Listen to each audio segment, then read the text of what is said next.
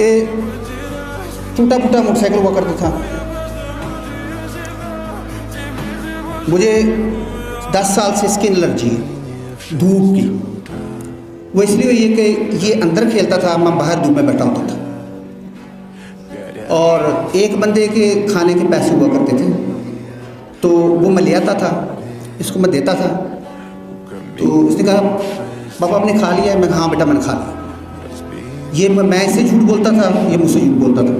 तो फिर ये झूठ बोलता था कि पापा मैं बारी लेनी अंदर जाके, तो ये मैं आधा खाता हूँ आधा छोड़। तो ये वक्त हम नहीं भूले। जर्नी काफ़ी आसान नहीं थी, मुश्किल थी, लेकिन